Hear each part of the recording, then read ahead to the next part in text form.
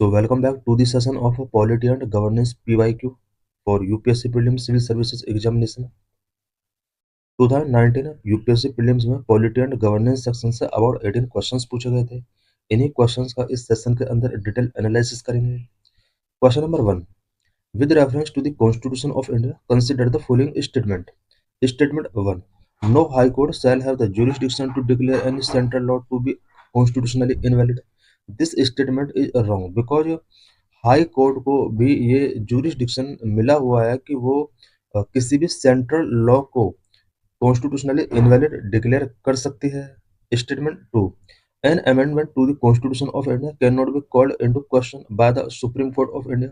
This statement is also incorrect because कोई भी constitutional amendment अगर किया जाता है, सुप्रीम कोर्ट के पास पावर होती है कि वो उसको क्वेश्चन कर सकता है। So statement 2 is also incorrect. So correct answer is D, neither 1 nor 2। कोई भी स्टेटमेंट करेक्ट नहीं है। सो let's discuss the detail of this question. Why statement 1 is incorrect? High Court enjoy power under Article 226 to issue writ and check the validity of any law, state or central। Article 226 के under high court के पास writ issue करने का power है and central और state law की validity को check करने का इसको पावर गिवन किया गया है। During the Emergency the 42nd amendment 1976 did try to strip high court of this power regarding central law, but the 43rd Amendment 1977 restored it। 42nd Constitutional Amendment Act 1976 के according high court की इस power को strip करने का कोशिश किया गया था, बट अगेन 1977 में 43rd अमेंडमेंट के अकॉर्डिंग हाई कोर्ट की इस पावर को रीस्टोर किया गया।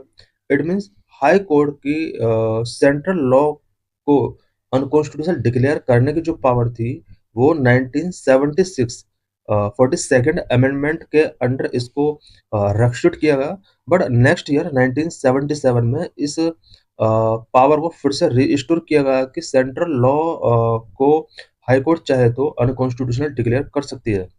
Why statement 2 is incorrect? An amendment to the Constitution of India cannot be called into question by the Supreme Court of India. This is wrong। ये जो statement लिखा हुआ था ये रॉन्ग था। This is a direct test of the basic structure doctrine. UPSC इस तरह के क्वेश्चंस जो पूछता है वो मेनली बेसिक स्ट्रक्चर डॉक्ट्रिन का डायरेक्ट टेस्ट टेकिंग करना चाहता है इस तरह के क्वेश्चंस का। Since the Kesavananda Bharati case 1973, Supreme Court has the power to strike down any constitutional amendment if it violates the basic structure of constitution like secularism, federalism or judicial independence। Kesavananda Bharati case 1973 के under supreme court को ये power given की गई कि कोई भी constitutional amendment अगर इस तरह से होता है कि कॉन्स्टिट्यूशन का बेसिक फीचर का वायलेशन होता है, देन इस तरह के अमेंडमेंट को सुप्रीम कोर्ट या हाई कोर्ट चाहे तो अनकॉन्स्टिट्यूशनल डिक्लेयर कर सकता है। Question number 2, with reference to the legislative assembly of a state in India consider the following statement. Legislative assembly of state से रिलेटेड टू स्टेटमेंट गिवन है। Statement 1, the governor make a customary address to members of house at commencement of first session of year. This statement is correct because commencement of the first session of the year पर governor customary address making करता है house के member के before. Statement 2, when a state legislature does not have a rule on a particular matter, it follow the Lok Sabha rule on that matter। This statement is also wrong because किसी particular matter पर अगर state legislature के अंदर कोई rule नहीं है, then state legislature Lok Sabha के rule को फॉलो नहीं करता है। So correct answer is A, only one statement इसका करेक्ट है। Let's discuss the detail of this question. Why statement 1 is correct? Under article 176 the governor is constitutionally mandated to address the assembly at the start of the first session after an election and the first session of every year, usually the budget session। This is known as the special address। Constitution के article 176 के under governor को constitutionally mandate किया गया है कि वो election के just after जो फर्स्ट सेशन होता है एंड एवरी ईयर का जो फर्स्ट सेशन होता है, स्पेशली बजट सेशन, इसके बिफोर गवर्नर असेंबली को एड्रेस करेगा। ये कॉन्स्टिट्यूशनली मैंडेटेड है। This is known as the special address. और ये जो होता है इसको स्पेशल एड्रेस बोला जाता है because this is constitutionally mandated. Why statement 2 is incorrect? Under Article 208, each house of the state legislature has the sovereign power to make its own rules for regulating its procedures. Article 208 के according state legislature के each house को इस sovereign power given की गई है कि वो procedure को रेगुलेट करने के लिए अपने रूल मेकिंग कर सकती है। There is no constitutional provision that force a state to follow Lok Sabha rule. ऐसा कोई भी कॉन्स्टिट्यूशन में प्रोविजन नहीं किया गया है कि कोई स्टेट असेंबली लोकसभा के रूल्स को फॉलो करना होगा। Until they make their own rules, they follow the rules that were in place before the constitution began. Provincial legislature rules, not necessarily the Lok Sabha. Question number 3. In the context of polity, which one of the following would you accept as the most appropriate definition of liberty? Liberty का most appropriate definition इनमें से क्या होगा? Correct answer is D. Opportunity to develop oneself fully. अपने आप को fully develop करने के लिए अपॉर्चुनिटी होना चाहिए। ये लिबर्टी का most appropriate and accepted definition हो सकती है। सो let's discuss the detail concept of positive liberty. This question tests the difference between negative and positive liberty. Especially liberty two type की होती है, positive liberty and negative liberty. Option B represent negative liberty. Option B here is absence of a restraint. This is option B. And option B represent negative liberty. The mere absence of obstacles. Negative liberty के अंदर only obstacles का absence होता है। While true in a basic sense, it is not the most appropriate in the modern democratic polity because absence of restraint could lead to might is a right. Absence of restraint lead कर सकता है, might is a right को lead कर सकता है, और modern democratic system में ये मोस्ट अप्रोप्रिएट नहीं हो सकता। Option D represent positive liberty. It implies that the state create an environment, right, education, health where a citizen can actually achieve their potential. Positive liberty के अंदर state से ये expect किया जाता है कि ऐसा इन्वायरमेंट क्रिएट करे such as rights, education and health के रिस्पेक्ट में, जहां पर सिटीजन एक्चुअली देयर पोटेंशियल को अचीव कर सकें। Constitutional link. preamble of Indian Constitution mention liberty of thought, expression, belief, faith, and worship. This is intended to ensure the mental and spiritual development of the individual. Now we will discuss about liberty. Liberty means liberty of thought, expression, belief, faith, and worship. Liberty is no restraint on the individual's activities and at the same time providing opportunities for the development of individual personality. It ensures that citizens are free to think, express their views, and follow the religion or faith of their choice. यहाँ पर liberty का proper definition given किया गया है। Liberty as embodied in the preamble, not absolute. Preamble में जो liberty given किया गया है, this is not absolute. It is qualified by reasonable restrictions defined later in fundamental rights under Part 3. Question number 4. Consider the following statement. यहाँ पर कुछ statement given है और कौन सा करेक्ट है फाइंड करना है। स्टेटमेंट 1, 3 स्टेटमेंट गिवन है। Statement 1. The Parliament Prevention of Disqualification Act 1959 exempt several posts from disqualification on the ground of office of profit. This statement is correct because Parliament Prevention of Disqualification Act 1959 के according office of profit के ground के base पर कुछ post को disqualification से exempt किया गया है। This is right. Statement 2. The above mentioned act was amended 5 times.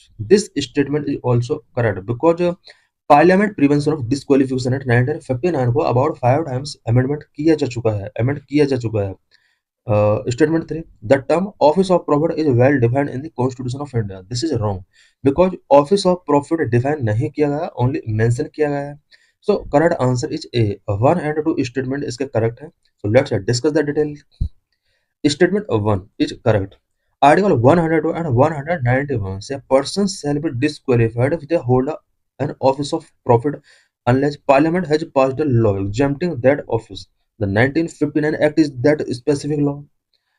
Constitution का आर्टिकल 109 and 1 के अंदर कहा गया है कि अगर कोई person office of profit hold करता है देन उसको डिस्क्वालीफाई किया जाएगा जब तक कि पार्लियामेंट इसके रिगार्डिंग कोई लॉ मेकिंग नहीं कर देती है। और यही वजह है कि 1959 में पार्लियामेंट ने एक स्पेसिफिक लॉ मेकिंग किया।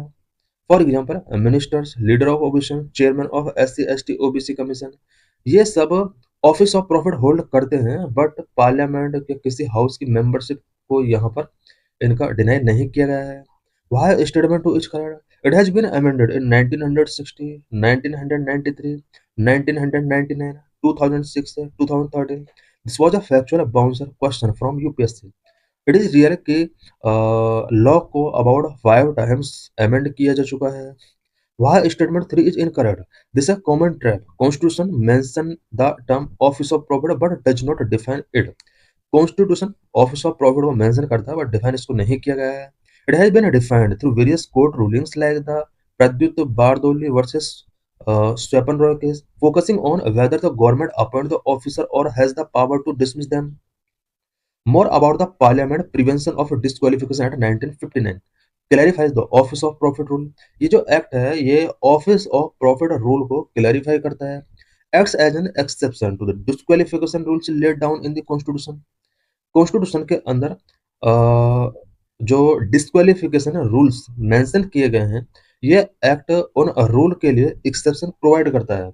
अभी जैसा कि हमने देखा आर्टिकल 102 एंड आर्टिकल 191 के अंडर ऑफिस ऑफ प्रॉफिट से रिलेटेड पोस्ट को होल्ड ना करने की या ऑफिस ऑफ प्रॉफिट के पोस्ट को होल्ड ना करने के लिए प्रोविजन किया गया है।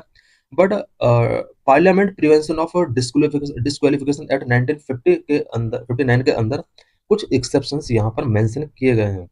इसका मीनिंग ये हुआ कि कॉन्स्टिट्यूशन के प्रोविजन के एक्सेप्शन के लिए अलग से एक्ट मेकिंग किया जा सकता है। पार्लियामेंट को पावर गिवन है। Constitutional foundation. Under Article 102A, a person is disqualified from being an MP if they hold any office of profit under the government of India or the government of any state, unless that office has been exempted by the law made by the parliament. Article 102 के अंदर provision किया गया है कि कोई भी person तब तक एमपी नहीं बन सकता अगर उसने किसी स्टेट गवर्नमेंट या सेंट्रल गवर्नमेंट के under office of profit hold किया हुआ है। The 1959 Act is that specific exempting law। 1959 act के अंदर exempting law ये स्पेसिफिक लॉ है और ये exempting लॉ है। It lists various offices that it if held by the MP will not lead their disqualification। Parliament prevention of disqualification act 1959 के under MPs को यहाँ पर एग्जेम्प्ट किया गया है। अगर ऑफिस ऑफ प्रॉफिट होल्ड किया हुआ है देन वो एमपी यहाँ पर एग्जेम्प्ट किए गए हैं। Why was this act needed? इस एक्ट की नीड क्यों पड़ी? The office of profit doctrine is based on the separation of power। Mainly यहाँ पर सेपरेशन ऑफ पावर के बेस के लिए यहाँ पर ऑफिस ऑफ प्रॉफिट डॉक्ट्रिन लाया गया। If an MP hold an executive office like a chairmanship of a government board and receive a salary or perks from the government, they might become beholden to the executive। This could prevent them from performing their legislative duty of holding the government accountable। However, some roles are necessary for administrative efficiency or are purely advisory। The 1959 Act identifies these and protects the MPs holding them।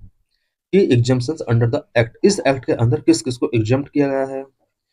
The Act has a wide schedule of offices that are protected। These generally include ministers, whips, specific committees, NCC and territorial army, village offices।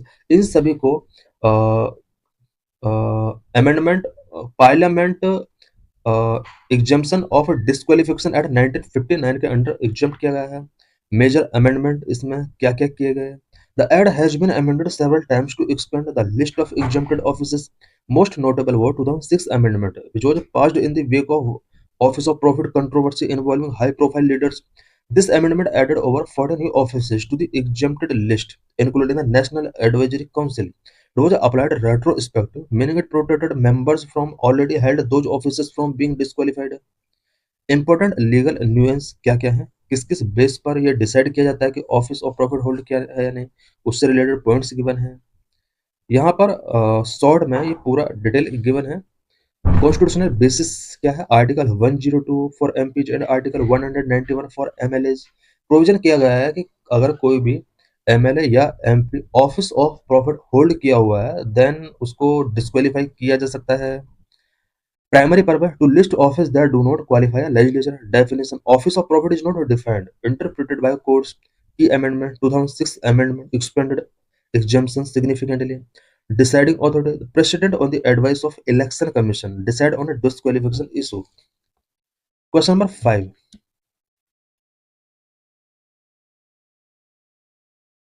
Question number 5. The ninth schedule was introduced in the Constitution of India during the Prime Ministership. Correct answer is Jawaharlal Nehru. Indian constitution में ninth schedule Jawaharlal Nehru के prime ministership के during introduce किया गया था. So let's discuss the detail. Historical context. After independence the government wanted to implement land reforms. However zamindars challenge these in court claiming they violated their right of property. Independence के बाद government land reform चाहती थी, पर जमींदार्स ने court में इसको challenge किया और क्लेम किया कि ये उनके राइट टू प्रॉपर्टी का वायलेशन है. बिकॉज राइट टू प्रॉपर्टी पहले फंडामेंटल राइट हुआ करता था, बट 44th अमेंडमेंट 1978 में इसको फंडामेंटल राइट की लिस्ट से आउट कर दिया गया एंड इसको एक कॉन्स्टिट्यूशनल और स्टैट्यूटरी लिस्ट में डाल दिया गया. Solution: prevent these laws from being tied up in litigation. The first constitutional amendment Act 1951 was passed, which created the ninth schedule under Article 31B. First constitutional amendment 1951 में होता है and यहाँ पर ninth schedule constitution के अंदर incorporate की जाती है under article 31, so that land reform जैसे इश्यूज को लिटिगेट नहीं किया जा सके. Anything put in this schedule was supposedly immune to judicial review. Nehru was the PM at that time. यहाँ पर हम ऑल शेड्यूल्स क्या क्या हैं कॉन्स्टिट्यूशन ऑफ इंडिया के अंदर सभी शेड्यूल्स के बारे में डिटेल डिस्कस करेंगे. First schedule names of state and union territories and their territorial jurisdiction. Article 1 and 4 में इसको कवर किया गया है. Second schedule provisions relating to the emoluments, allowances and privileges of high officers such as president, governors, judges, etc. Article 59, 65 and मैंने articles यहाँ पर given है. Third schedule forms of oath and affirmation for union ministers, MPs, जजेस and CAG. Fourth schedule allocation of seats in the Rajya Sabha Council of States to the state and UTJ. Fifth schedule provision relating to the administration and control of scheduled areas and scheduled tribe. Sixth schedule administration and tribal areas in Assam, Meghalaya, Tripura and Mizoram AMTM states. और six schedule state के लिए article 244 and article 275 है. Fifth schedule state के लिए article 244 है. Fourth schedule के लिए article 280 में प्रोविजन किए गए हैं. Seventh schedule division of power between union and state article 246. Eighth schedule language से रिलेटेड है, अबाउट इसमें 22 लैंग्वेज को ऑफिशियली रिकॉग्नाइज किया गया है. आर्टिकल 344 एंड 351 के अंदर प्रोविजन किया गया है. Ninth schedule act and regulation dealing with land reforms and abolition of zamindari system. Zamindari system को अबोलिश किया गया है इसके अकॉर्डिंग एंड कुछ लैंड रिफॉर्म्स करने से रिलेटेड रेगुलेशंस को डील किया जाता है. आर्टिकल 31 बी के अंडर इसमें प्रोविजन किए गए हैं. Tenth schedule related to anti defection law, ground of defection and 102 and 191 article इससे रिलेटेड है, डिस्क्वालिफिकेशन से related. Article schedule 11th and 12 ये पंचायत एंड म्यूनिसिपैलिटीज से रिलेटेड है और 243 जी एंड 243 डब्ल्यू के अंदर ये मेंशन है. द सेवंथ शेड्यूल कुछ शेड्यूल ऐसे हैं जो बहुत ही इंपॉर्टेंट हैं और इनके बारे में डिस्कस करेंगे. Seventh schedule federal structure. This schedule define the legislative boundary between the centre and state. Union list, state list, concurrent list इसके अंदर गिवन है. यूनियन लिस्ट के अंदर matter of national importance such as defence, banking, foreign affairs cover किए गए हैं. State list के अंदर matter of local importance such as police, public health, agriculture mention किए गए हैं. Concurrent list both can legislate such as education, forest, marriage. If law conflict, central law generally prevails. The ninth schedule, judicial shield, added by First Amendment 1951. It was created to protect land reforms law, from being challenged in the court on the ground of violating fundamental rights. However, Supreme Court ruled in I.R. Coelho case 2007 that law added to this schedule after April 24, 1973 are now open to judicial review if they violate the basic structure. 10th schedule anti-defection added by 52nd Amendment 1985. It was designed to prevent political horse trading by disqualifying members who switch party after being elected. Speaker or chairperson of the House is the deciding authority here. 11th and 12th schedule local governance related. These were added by the 73rd and 74th Amendment 1992 respectively. They represent the third tier of Indian democracy, decentralizing power to the grassroots level in the village and cities. Trick to remember them इन सभी schedule को remember करने का trick क्या है? Tears of old PM, T for territories यानी first schedule territory से related है, E for emolument second schedule emolument से रिलेटेड है, third A for affirmation oath third schedule affirmation and oath से रिलेटेड है, R for Rajya Sabha, S for schedule areas, O for other schedule areas, F for federal structure, O for official language, L for land reform, D for defection, P for panchayat, M for municipality. Years of old PM.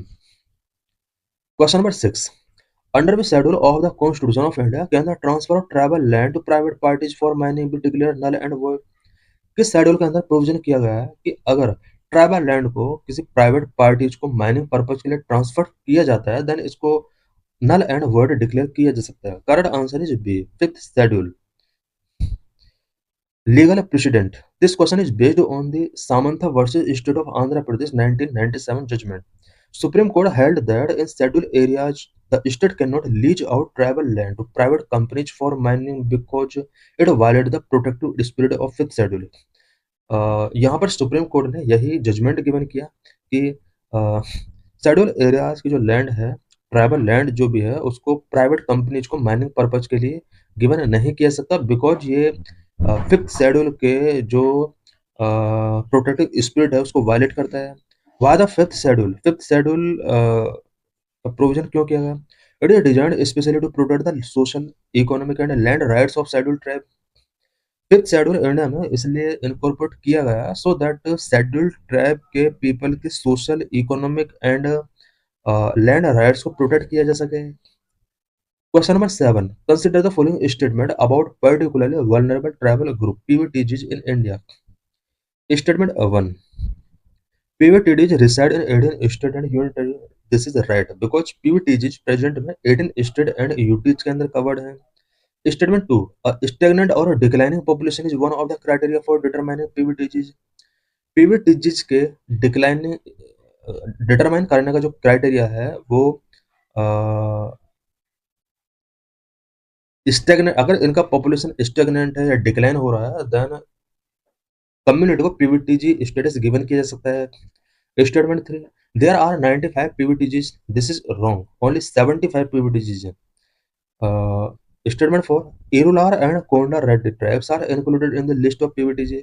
This is correct because Irular and Konda जो कि तमिलनाडु केरला के tribes हैं PVTGs के अंदर इनको include किया गया है. So correct answer is C. 1, 2 and 4 statement correct है. Let's discuss the detail of this question. Why statement 2 is correct? The criteria for PVTGs are: number 1, pre-agricultural level of technology; number 2, low level of literacy; number 3, economic backwardness; number 4, a stagnant or declining population. Why statement 3 is incorrect? There are 75 PVTGs in India, not 95. Why statement 1 and 4 are correct? They are spread across 18 states and UTs of Andhra, Andaman and Nicobar Island. PVTG India में 18 state and Andaman and Nicobar island में ये spread है. Irular Tamil Nadu Kerala and Konda Reddy Andhra Pradesh are indeed on the list. Irular जो PVTG tribal community है वो Tamil Nadu and Kerala में है जबकि कोंडा रेड्डी आंध्र प्रदेश में है.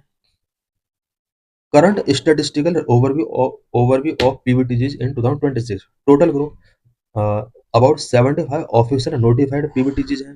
Geographic spread, they are spread across 18 states and the union territories of Andaman and Nicobar Island. Population trends, while some groups like the Sentinelists or Great Andamanists remain critically small, others have seen marginal increase due to improved mobile medical units. Though Stagnant declining population remain a key identification criteria. What is PM Janman mission? Launched on 15th November 2023 on जनजातीय गौरव दिवस on Birsa Munda जयंती. बिरसा मुंडा जयंती पर specially 15 नवंबर को बिरसा मुंडा जयंती होता है और इस day को जनजातीय गौरव दिवस के नाम से सेलिब्रेट किया जाता है. इस दिन 2023 में पीएम जनमान मिशन लॉन्च किया गया जो कि पीवीटीजीज के लिए है. The defining criteria of PVTGs status in 2026 is प्रधानमंत्री जनजातीय आदिवासी न्याय महाअभियान की 2026 focus areas. Last mile connectivity, telecommunication, housing and energy, ये कुछ सेक्टर है जिन पर फोकस करके पीवीटीजीज को डेवलप किया जा रहा है. क्राइटेरिया फॉर पीवीटीजीज क्या क्या है, अभी हमने 4 क्राइटेरिया यहाँ पर डिस्कस किए. करंट चैलेंजेस इनके लिए क्या क्या हैं, हेल्थ लैंड राइट्स रिलेटेड ये सब चैलेंजेस हैं. कल्चरल इरोजन इनका हो रहा है. Major PVTGs to remember state wise, इस स्टेट में कितने पीवीटीजीज हैं. Odisha highest number about 13 PVTGs Odisha के अंदर है. इट मीन सबसे ज्यादा पीवीटी इंडिया के ओडिशा स्टेट में है. Such as Bondo, Dongria, Dongria Kondh, Juang, Kutia Kondh. Andaman and Nicobar second number पर आता है. Sentinelese, Jarawas, Onge, Shompen, great Andamanese. Third number पर आंध्र प्रदेश एंड तेलंगाना, चेंचू, कोंडारेड्डी. मध्य प्रदेश एंड छत्तीसगढ़ में बैगा, सहारिया, बहारिया. तमिलनाडु में टोडा, कोटा, इरुलार, कुरुम्बा. ये कुछ पीवीटीज कम्युनिटीज हैं. Question number 8. Which one of the following suggested that the governor should be an eminent person from outside the state and should be a detached figure without intense political link or should not have taken part in politics in the recent past? इनमें से किस commission ने recommend किया कि governor outside the state एक eminent person होना चाहिए and political link उसका नहीं होना चाहिए एंड रिसेंट पास्ट में उसका पॉलिटिक्स के साथ उसका लिंक नहीं होना चाहिए. करेक्ट आंसर है सी, सरकारिया कमीशन 1983 ने ये रिकमेंडेशन गिवन किए थे. Sarkaria commission headed by justice R S Sarkaria वो set up to review centre state relation को रिव्यू करने के लिए इसको सेटअप किया गया था और जिसके हेड आर एस सरकारिया थे. It's most famous recommendations involve the governor. ज्यादातर रिकमेंडेशंस जो थे उसमें गवर्नर इन्वॉल्व था. Aiming to stop the office from being used for political interference, because आज गवर्नर की जो ऑफिस है पॉलिटिकल इंटरफेरेंस के थ्रू इसका मिसयूज किया जा रहा है. की रिकमेंडेशंस सरकारिया कमीशन के क्या क्या रिकमेंडेशंस थे. The governor should be an eminent person in some walk of life from outside the state, not have been active in politics in the recent past. ये कुछ इसके रिकमेंडेशंस थे. Question number 9. Which article of the Constitution of India safeguard one's right to marry the person of one's choice? अपने choice के according Mary करने का right. Article 21. So let's discuss the detail. Judicial interpretation. Supreme Court has expanded the meaning of Article 21, right to life and personal liberty, to include many unenumerated rights. In the Safin Jahan versus Asokan 2018 case, often called the Hadia case, the court explicitly stated the right to marry a person of one's choice is integral to Article 21 of the Constitution. It is considered a part of individual autonomy and privacy. Question number 10. Consider the following statement. The 44th Amendment to the Constitution of India introduced an article placing the selection of prime ministers beyond judicial review. Statement में लिखा हुआ है 44th constitutional amendment के according constitution में एक ऐसा article place किया गया है जिसके according prime minister of India के इलेक्शन को जुडिशियल रिव्यू किया जा सकता है. This statement is wrong because ये 44th कॉन्स्टिट्यूशनल अमेंडमेंट के अकॉर्डिंग नहीं, 39th कॉन्स्टिट्यूशनल अमेंडमेंट 1975 में किया गया था. So statement 1 is wrong. Statement 2. Supreme Court of India struck down the 99th Amendment to the Constitution of India as being violative of the independence of judiciary. Supreme court of India ने 99th constitutional amendment को straw down किया because ये judiciary की independency को violet करता है. So this statement is correct. So correct answer is B. Only 2 statement correct है. So let's discuss the detail of this question. Why statement 1 is incorrect? As mentioned before, the 39th Amendment 1975 was the one that tried to protect the PM's election from court. 39 amendment 1975 में ये try किया गया कि prime minister के election को court से protect किया जाए. 44th amendment 1978 actually restored many powers to the court and added safeguard against the misuse of emergency provisions. 44th constitutional amendment 1978 में कोर्ट की मैनी पावर्स को रीस्टोर किया गया और यहाँ पर कोर्ट को प्राइम मिनिस्टर के इलेक्शन को जुडिशियल रिव्यू के अंडर लाया गया एंड इमरजेंसी प्रोविजंस के मिसयूज के अगेंस्ट कुछ सेफ गार्ड यहाँ पर इनकॉर्पोरेट किए गए। Why statement to is correct? The 99th Amendment sought to replace the collegium system of appointing judges with the NJSC। 99th Constitutional Amendment जो किया गया, इस अमेंडमेंट के अकॉर्डिंग जजेस को अपॉइंट करने के लिए कॉलेजियम सिस्टम को एनजेएससी के साथ रिप्लेस किया गया। Supreme court struck it down in the fourth judges case 2015 because it allowed the executive to interfere in judicial appointment which violated the independence of judiciary। Supreme court of India ने 2015 में 99th constitutional amendment को stay down किया। This is known as fourth जजेस case because judicial appointment में यहाँ executive के interference को allowed किया जा रहा था जो कि जुडिशरी के इंडिपेंडेंस को वायलेट करता है और ये बेसिक स्ट्रक्चर का पार्ट है। Question number 11 consider the following statement. Pre statement given है, कौन सा स्टेटमेंट करेक्ट है फाइंड करना है। Statement 1 coal sector was nationalized by the government of India under Indira Gandhi। This statement is correct because Indira Gandhi के time period के during ही coal sector को 2 फेजेज में नेशनलाइज किया गया था। Statement 2 now coal block are allocated on lottery basis. This is wrong because coal block का allocation present में लॉटरी बेसिस नहीं होता है, ये कॉम्पिटिटिव ऑक्शन ऑनलाइन ऑक्शन के थ्रू किया जाता है। Statement 3 Till recently, India imported coal to meet the shortages of domestic supply, but now India is self-sufficient in coal production। This statement is wrong because India coal production के respect में self sufficient नहीं हुआ है। आज भी India को other countries से कोल import करना होता है, स्पेशली गुड क्वालिटी का कोल इंपोर्ट करना होता है अबाउट 25 to 30%। तो correct answer is A, only one statement इसका करेक्ट है। सो let's discuss the detail why statement 1 is correct. Coal sector was nationalized in 2 phases: coking coal in 1971-72, coking coal, and a non-coking coal in 1973 during the tenure of Prime Minister Indira Gandhi। India में कोल sector को 2 phases में nationalise किया गया। First phase 1971 to 1972 coking coal का nationalise किया गया and 1973 में non coking coal का नेशनलाइजेशन किया गया। उस टाइम पर इंडिया के प्राइम मिनिस्टर इंदिरा गांधी हुआ करते थे। वह statement 2 is incorrect. Following the supreme courts Colgate awarded in 2014 coal blocks are allocated via competitive electronic auction process, not a lottery।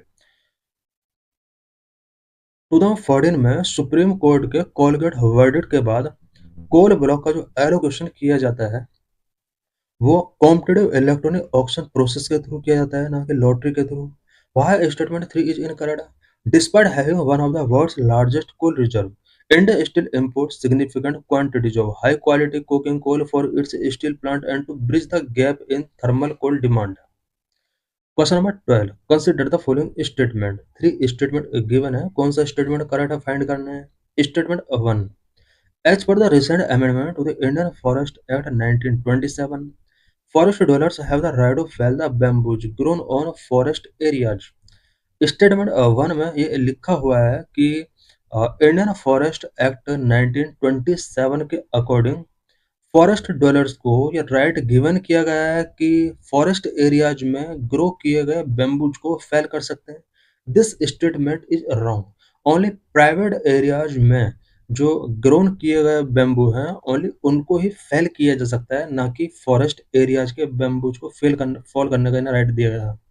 So statement 1 is not correct. Statement 2 As per the scheduled tribes and other traditional forest dwellers recognition of forest right at 2006, bamboo is a minor forest produce। This statement is correct because scheduled tribes and other traditional forest dwellers act 2006 के according bamboo forest produce minor forest produce के under रखा गया है। This statement is correct. Statement 3 Scheduled tribes and other traditional forest dwellers recognition of forest right at 2006 allow ownership of minor forest produce to forest dwellers। Statement 3 में कहा गया है कि schedule tribe and other traditional forest dwellers recognition of forest right act 2006 के according forest dwellers को minor forest produce पर ownership allow किया गया है. This statement is also correct. So correct answer is B. Only 2 and 3 statements are correct. One statement is wrong. So let's discuss the detail. Why statement 1 is incorrect? The 2017 amendment to the Indian Forest Act removed bamboo grown in non-forest areas from the definition of tree. Indian forest act में 2017 में amendment किया जाता है. इस amendment के according non forest areas में grow किए गए बैम्बू को ट्री की डेफिनेशन से आउट किया गया. यहाँ पर एक इम्पोर्टेंट चीज है, यहाँ पर नॉन फॉरेस्ट एरिया लिखा हुआ है, बट अगर फॉरेस्ट एरियाज में बैम्बू अगर ग्रोन है वो डेफिनेशन उसकी ट्री के अंदर ही रहेगी. This allow people to fell transport bamboo grown on private land. Private land पर अगर बैम्बू ग्रोन किया गया है उसको फेल करने का राइट, ट्रांसपोर्ट करने का राइट यहाँ पर फॉरेस्ट ड्वेलर्स को गिवन किया गया है. However, it did not grant a blanket right to fell a bamboo grown within forest areas. Forest areas में ग्रोन किए गए बैम्बू को फेल करने का राइट यहाँ पर नहीं गिवन किया गया. Why statement 2 is correct? Section 21 of the Forest Right Act 2006 specifically include bamboo in its definition of minor forest produce. Forest right act 2006 के अकॉर्डिंग सेक्शन 2 के अंडर बैम्बू को माइनर फॉरेस्ट प्रोड्यूस की definition में रखा गया है. Why statement 3 is correct. Section 31C of forest right act 2006 grant the right of ownership access to collect use and dispose of minor forest produce. Forest right act 2006 के section 3 के according सभी forest dwellers को minor forest produce को collect करने का, use करने का, dispose करने का ओनरशिप का राइट गिवन किया गया है. Question number 13. Which article of constitution of India safeguard one's right of privacy? Correct answer है article 21. In the historic justice case Puttaswamy versus Union of India 2017 case, a nine-judge bench of the Supreme Court unanimously held that the right of privacy is a fundamental right protected under Article 21, a right to life and personal liberty, and as a part of the freedoms guaranteed by Part 3 of the Constitution. Question number 14. As per the Environment Protection Act 1986, which of the following is responsible for the protection and improvement of the environment and for the prevention of hazards to the human being, other living creatures, plants and property? Question में पूछा गया है कि environment protection act 1986 के according environment का protection and improvement के लिए, human being के हजार्डस को प्रिवेंट करने के लिए, living creatures, plant and property को प्रोटेक्ट करने के लिए किसकी रिस्पॉन्सिबिलिटी है? Correct answer is A, central government. Under the Environment Protection Act 1986, the central government is vested with the primary power to take all such measures as it deems necessary or expedient for the purpose of protecting and improving the quality of the environment. While the CPCB and NGT play a role in enforcement and adjudication, the Act specifically empower the central government to set standards, arrest industrial areas, and issue directions. More about environment protection act 1986. Environment protection act 1986 से related यहाँ पर कुछ important points हम discuss करेंगे. Environment protection act 1986, often referred to as the umbrella legislation, was enacted in the wake of Bhopal gas tragedy. It provides a comprehensive framework for the protection and improvement of the environment and for matter connected therewith. Environment protection act 1986 India में environment protection के लिए umbrella legislation है. Bhopal gas tragedy के consequence के बाद इसको enact किया गया. इन्वायरमेंट प्रोटेक्शन एंड इम्प्रूवमेंट के लिए फ्रेमवर्क के लिए एक कम्प्रिहेंसिव लॉ है. की ऑब्जेक्टिव्स, इसके ऑब्जेक्टिव्स क्या क्या है? Number, implementation of international decisions के इम्प्लीमेंट करने के लिए इम्पोर्टेंट है. Number 2 gap filling. Number 3 hazardous management. Number, implementation of international decisions. To implement the decisions taken by the United Nations Conference on the Human Environment held at Stockholm in 1972. 1972 में Stockholm में human environment से related United Nations conference होता है। इस conference के decisions को India में implement करने के लिए 1986 में एनवायरनमेंट प्रोटेक्शन एक्ट 1986 इनेक्ट किया गया। Number 2, gap filling to coordinate the activities of various central and state authorities established under previous law like water act and air act. Various central and state authorities के द्वारा establish किए गए जो environment से related activities हैं या फिर previous law थे उनको कोऑर्डिनेट करने के लिए ये इनेक्ट किया गया, such as water act and air act. Number 3, hazardous management to provide for the production and improvement of the environment and prevention of hazards to human being, other living creatures, plant and property। Major provisions and powers क्या क्या है environment protection act 1986 के अंदर? Under this act, central government has the power to take all measures necessary for protecting the environment, including setting standard, restriction of areas, hazardous substances, entry and inspection का right है। Important rules notified under environment protection act. Important rules क्या क्या है? Coastal regulation zone notification.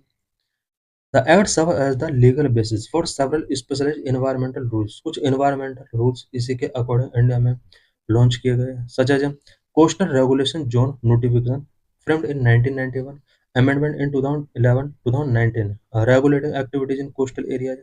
Coastal areas में activities को regulate इसी के through किया जाता है। Next, environmental impact assessment 1994। Next, eco sensitive zone 2011 में फॉर्मुलेट किए गए थे। नेक्स्ट, वेस्ट मैनेजमेंट रूल 2016 में फॉर्मुलेट किए गए थे। Penalties and enforcement, the act follow a strict penalty regime for non compliance, imprisonment up to 5 year हो सकता है, 7 ईयर तक इसको एक्सटेंड किया जा सकता है। 1 लाख तक का फाइन इसमें इम्पोज किया जा सकता है। Constitutional linkage, environment protection act 1986 give effect to the following constitutional provisions. Article 48 DPSP के अंडर स्टेट को मैंडेट किया गया है कि वो एनवायरनमेंट को प्रोटेक्ट करे, इम्प्रूवमेंट करे। आर्टिकल 51 ए जी फंडामेंटल ड्यूटीज यहाँ पर सभी पर्सन्स को गिवन की गई हैं कि वो एनवायरनमेंट को प्रोटेक्ट करने के लिए, इम्प्रूव करने के लिए इनिशिएटिव टेकिंग करें। Question number 15, consider the following statement. 2 statement given है, कौन सा स्टेटमेंट करेगा फाइंड करना है। Statement 1, Union Public Service Commission may, if requested by the Governor of State and with the approval of President, agree to serve all or any of the needs of the state। This statement is correct because Union Public Service Commission के पास अगर governor request करता है कि उसके area के अंदर कुछ सर्व की ज़रूरत है, देन प्रेसिडेंट ऑफ इंडिया के अप्रूवल के बाद यूपीएससी इसको अलाउ कर सकता है। Statement 2, Union Public Service Commission is not consulted on matters relating to methods of recruitment to civil service and for civil post। This statement is wrong because यहाँ पर ये not consulted लिखा हुआ है, बट इसका अपोजिट है कि UPSC के साथ इसको कंसल्ट करना पड़ता है, गवर्नमेंट को या यूपीएससी को एक दूसरे के साथ कंसल्ट करना पड़ता है, specially civil services and for civil post के रिक्रूटमेंट के मेथड क्या होंगे, इससे रिलेटेड कंसल्टेशन करने होते हैं। So correct answer is A, only 1 statement correct है, बाकी रॉन्ग है। Let's discuss the detail why statement 1 is correct. Under article 315(4), the UPSC can serve the needs of a state if the governor requests it and the president give approval। Why statement 2 is incorrect? According to Article 320, UPSC must be consulted on all matters related to methods of recruitment to civil services and for civil post, as well as on principles to be followed in making appointment, promotions and transfers। Question number 16, which of the following are the indicators of the rule of law? इनमें से कौन कौन सा rule of law का indicator है? Limitation of power, this is true because ये rule of law को indicate करता है। Next, equality before law, this is also indicator of rule of law.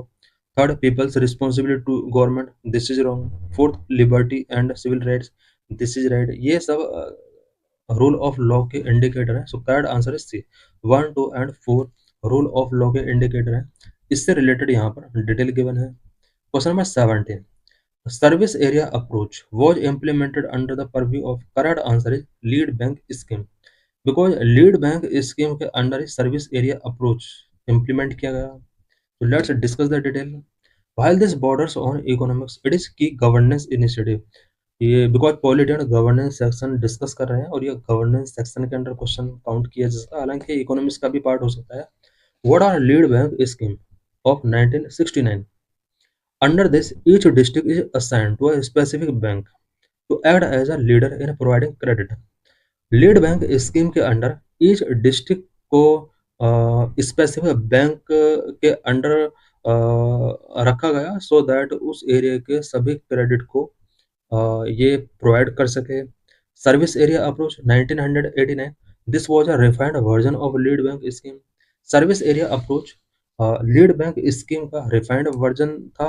Each bank branch in the rural और semi urban area is assigned a specific number of villages a service area to ensure planned and orderly development of credit in those specific pocket. Service area approach के under सभी rural और semi urban areas को एक special branch given की गई जो कि उस एरिया को कवर करेगा सो दैट उस एरिया में पीपल को क्रेडिट लाइन गिवन की जा सके. Question number 18. Environment protection act 1986 empower the government of India to. Government of India को एम्पावर करता है, किसके लिए एम्पावर करता है?